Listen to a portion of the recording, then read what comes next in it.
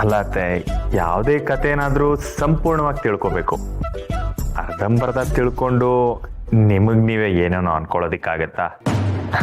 ಅಂದ್ರೆ ಲಡ್ಡು ಇಲ್ಲಿ ಗಂಟ ಹೇಳಿದ್ದು ಅವಳೇನೋ ತಮಾಷೆ ಮಾಡ್ತಾಳೆ ಅಂತ ನೀವು ಅದನ್ನ ನಂಬ್ತಿರಲ್ಲ.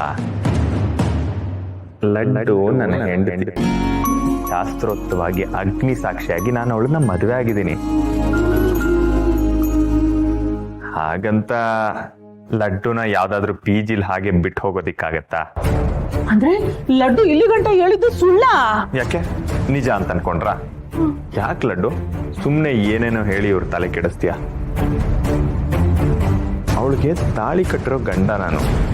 ಮದುವೆ ಆದ್ಮೇಲೆ ಸೀದಾ ನಮ್ಮ ಮನೆಗೆ ಕರ್ಕೊಂಡು ಹೋಗಿದ್ದೀನಿ. ಈ ಶೌರ್ಯ ಒಂದ್ಸತಿ ಕೈ ಹಿಡಿದ್ಮೇಲೆ ಅದು ಏನೇ ಆದ್ರೂ ಕೈ ಬಿಡೋ ಮಾತೇ ಇಲ್ಲ.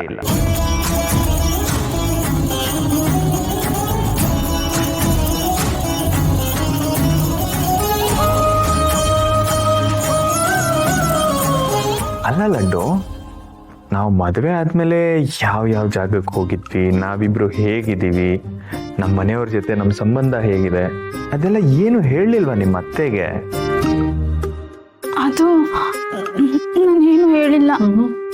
ಅದಕ್ಕೆ ಮತ್ತೆ ನಿಮ್ಮತ್ತೆ ಹೀಗೆ ಅಪಾರ್ಥ ಮಾಡ್ಕೊಂಡಿರೋದು. ನೋಡು ಲಡ್ಡು, ಕೆಲವ್ರ ದೃಷ್ಟಿ ಸರಿಯಾಗಿರಲ್ಲ. ಒಬ್ರು ಚೆನ್ನಾಗಿದ್ದಾರೆ, ಖುಷಿಯಾಗಿದ್ದಾರೆ ಅಂತ ನೋಡಿದ್ರೆ ಸಾಕು ಹುರ್ಕೊಳ್ತಾ ಇರ್ತಾರೆ.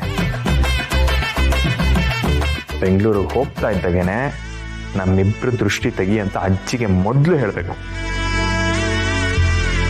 ಅದು ಯಾರ್ಯಾರು ಕೆಟ್ಟ ದೃಷ್ಟಿ ಬಿದ್ದಿದೆಯೋ ನಮ್ಮಿಬ್ಬರ ಮೇಲೆ.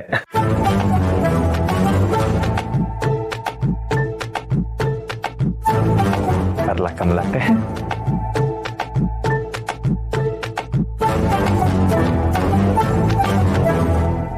ಆಶೀರ್ವಾದ ಮಾಡಲ್ವಾ? ಲಡ್ಡು ಬಾ, ಆಶೀರ್ವಾದ ತಗೋ. ಆಶೀರ್ವಾದ ಮಾಡಿ. ಸಂದಾಕಿರಿ ಅಮ್ಮ